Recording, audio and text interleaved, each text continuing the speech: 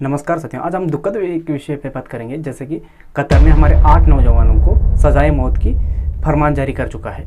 और कतर ने इन 8 नए अफसर को क्यों सजाए मौत सुनाई और इसके क्या तो रीजंस थे और इस घटनाएं किस आधार पे दिया हुआ है।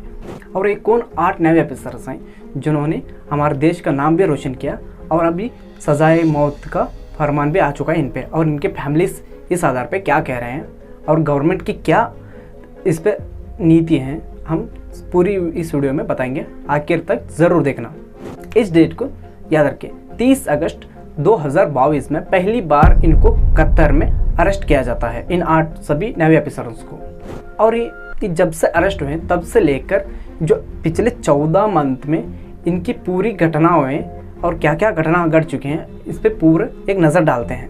और इन 8 नए अफसरों को क्यों अरेस्ट किया गया, अगर वाकई क्या वजह थी, हमारे गवर्नमेंट ने इन्हें छुड़ाने की कोशिश क्यों नहीं की, हम इस पर ज़रा सा नज़र डालेंगे तो पता चलेगा कैसे ये 8 नए अफसरों को इनको इसराइल के जासूसी के चलते अरेस्ट किया गया। यहाँ पे हम देखा जाए तो कतर और इंडिया के संबंध पहले बहुत अच्छे हुआ करते थे एक वक्त पे। अभी 2022 के बाद जैसे ही कतर और इंडिया के बीच में संबंध अभी बहुत ही गंभीर चल रहे हैं और कुछ परिस्थिति में बहुत नाजुक की हालातों में है।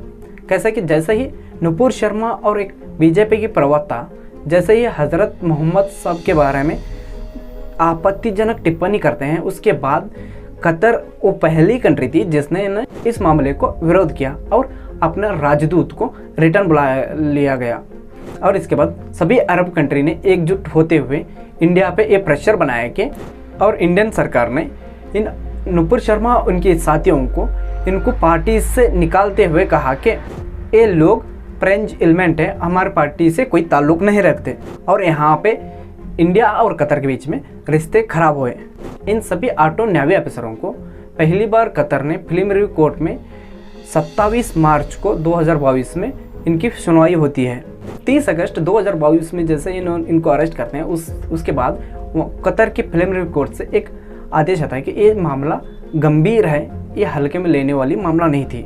और इसके बाद हमारी गवर्नमेंट ने इस पे क्या क्या अपना निजी मामले को दर्ज किया है, हम आगे देखेंगे। कतर के कोर्ट के जो रूल्स हैं उसके हिसाब से कतर में जो आरोपी सिद्ध होता है उसको सिर्फ उसी कतर व्यक्ति से अपना वकील चुनने को दिया जाता है, बाकी बचे किसी देश के वकील को यहाँ पे चुनने को नहीं मिलता। और 26 अक्टूबर को इंडिया में पता चलता है कि इन 8 नए अफसर को सजाए मौत दी जा चुकी है। इस मुद्दे को सरकार ने दबाया भी गया और इस मुद्दे पे सरकार ने कोई ज़्यादा जवाब भी नहीं दिया था। जैसे हम सभी की इनकी तो टाइमलाइन चेक किए तो, और सरकार को इन 8 नए अफसर फैमिलीज भी बताने के बाद भी यहाँ पे किसी का ज़्यादा सुना नहीं गया था। आखिर ये कौन है जो नए अफसर्स जिनको कतर ने सजाए मौत सुना चुकी है? Captain Navtej Singh Gill, captain Saurabh Vashisht, commander Purnendu Tiwari, captain Birendra Kumar Verma, commander Sugunakar Pakala, commander Sanjeev Gupta, commander Amit Nagpal and sailor Rajesh. ये सभी 8 रिटायर्ड नेवी अफसर्स अल दोहरा ग्लोबल टेक्नोलॉजी एक फर्म है, वहाँ पे ये काम करते थे। और इसके ओनर हैं खसीम अल अज़मी, जो कि ओमान के एयरफोर्स में काम भी कर चुके हैं। रिटायर्ड होने के बाद इन्होंने 2015 में ये फर्म खोल लिया और इस फर्म का काम है जो कतर की मदद करे जो एयरफोर्स नेवी में। अल दोहरा ग्लोबल टेक्नोलॉजी इस फर्म में 100 से भी अधिक लोग इंडियंस यहाँ पे काम करते हैं और इसमें से इन 8 नए अफसरों को अरेस्ट किया गया। आखिर क्यों? और इस पे तो एक और सवाल बनता है कि कासिम अल अज़मी को क्यों इस पे पूछताछ क्यों नहीं किया गया? और इनमें से एक कमांडर पूर्णेंदु तिवारी को हमारे जो एक्स प्रेसिडेंट थे जो रामनाथ कोविंद ने इनको प्रवासी भारत का जो अवार्ड है जो वाराणसी में दिया जा रहा था, उस टाइम पे इनको भारतवर्ष का अवार्ड भी दिया जा चुका है। और ये पूर्णेंदु तिवारी जो भोपाल के रहने वाले हैं और इनको नेवी अकादमी गोल्ड मेडल भी दिया जा चुका है। और इनमें से एक ऑफिसर्स हैं जिनका नाम है सैलर राजेश। इन्होंने INS विक्रांत के fighter controller and navigation officer भी रह चुके हैं। और ये सब कोई नॉर्मल आम आदमी नहीं है, जो कि ये हमारे उन ऑफिसर्स में हैं जिन्होंने हमारे देश का नाम भी रोशन कर चुका है। और इनको हम अब भी पता चल रहा है कि इनको सजाए मौत दी जा चुकी है। अगर हमारे इंडियन गवर्नमेंट ने यहाँ पे थोड़ी सी भी देरी किया गया तो समझ लो ये मामला और बिगड़ने वाला है। कैसे? कतर का हिस्टोरिकल भी कुछ ऐसा ही है, जो कि 2017 में कतर ने नेपाली का एक व्यक्ति को, जो अनिल चौधरी के नाम से था, उसको गोली मारने की आदेश दिया जा चुका था। और गोली मारने से एक दिन पहले नेपाल के राजदूत को बताया कि इसको गोली मार दिया जाएगा, और इसके बाद नेपाल कुछ करता इससे पहले उसको सजा दिए जा चुका था। यहाँ पे कब कब विपक्ष के सांसद और पत्रकार ने सवाल उठाए इस मुद्दे पे, तो सरकार ने कब कब ऐसे जवाब दिया जो कभी बदले नहीं। और इसके साथ साथ जब ये मामला सामने आया जो 26 सितंबर को, उसके बाद सरकार ने इस मुद्दे पे हैरानी जताती है। क्या सरकार इस पे कोई कार्रवाई करेगा? तो ये आगे देखने वाली बात है। और सरकार इस मामले पे जो काम किया, तो वो काम क्या किए और उसका असर क्यों नहीं हुआ। और इन सभी 8 नेवी रिटायर्ड ऑफिसर को कोर्ट ऑफ अपील मिलेगा और उसके बाद कोर्ट ऑफ कैसेशन मिलेगा। इस कैसेशन में इन लोगों को 60 दिन का मौका मिलेगा। अगर यहाँ पे बेल रिजेक्ट हुआ तो कतर के EMR पास ही ये मामला चला जाएगा। अगर एमिर्स ने यहाँ पे इन 8 लोगों की सज़ा को माफ़ किया तो ये बच जाएंगे। अगर यहाँ पे इन्होंने माफ़ नहीं किया तो ये अब इंटरनेशनल कोर्ट में चला जाएगा।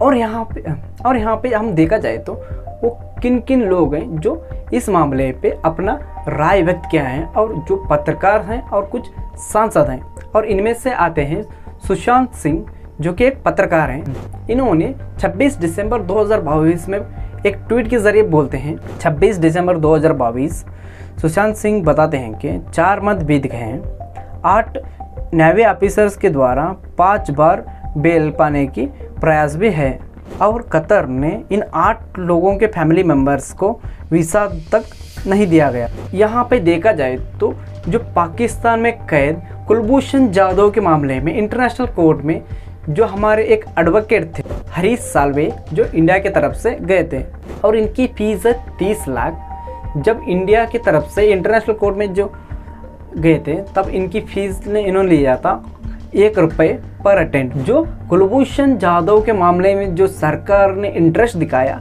क्या इंटरेस्ट ये कतर के मामले में दिखा पाएगा? मार्च 2023 में न्यू इंडिया एक्सप्रेस में SSLEs के रिपोर्ट है, कतर 8 लोगों के खिलाफ आरोप तय करने वाला है। और इस वक्त मार्च से लेकर मई तक हमारे इंडिया का एम्बेसडर दोहा में नहीं था। 25 अप्रैल 2023 में ट्रिबन न्यूज़ में छपता है, कतर में 8 नेवी ऑफिसरों को जासूसी के आरोप में मौत की सज़ा कतर के द्वारा दिया गया है। तो सरकार 25 अप्रैल तक कर क्या रही थी?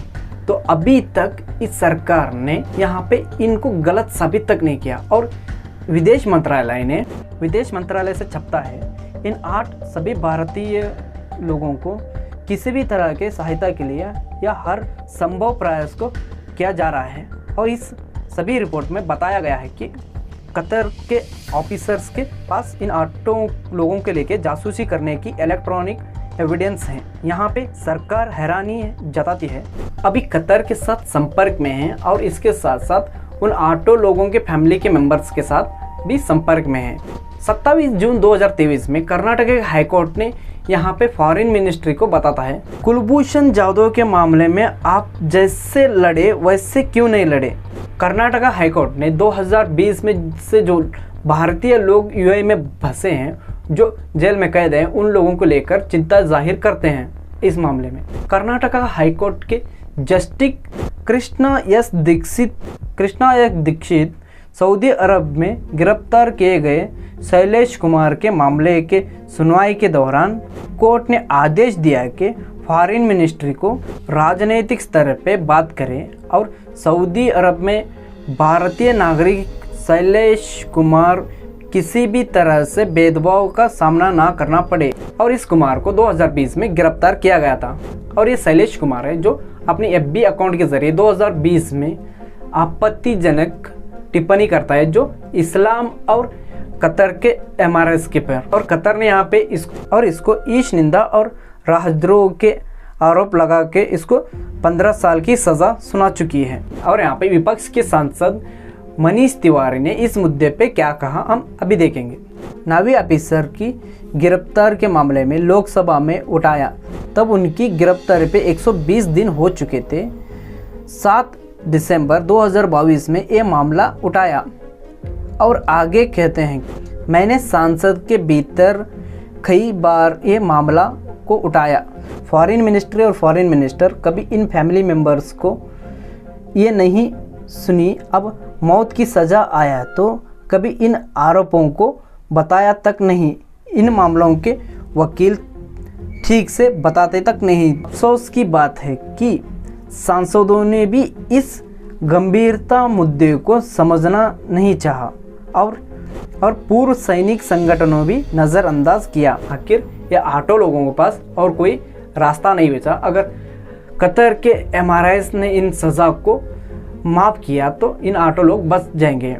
2015 में प्रधानमंत्री नरेंद्र मोदी और कतर के जो प्रेसिडेंट है उनके साथ एक समझौता हुआ था जो 2015 में जो कतर में भारतीय कोई व्यक्ति वहाँ पे सज़ा पाता है कोर्ट से तो वो इंडिया आके अपना सज़ा पूरा कर सकता है। और जो कतर का व्यक्ति इंडिया में जो आरोप सिद्ध होते हैं वो कतर जाके अपना पूरा सज़ा को वहाँ पे काट सकता है।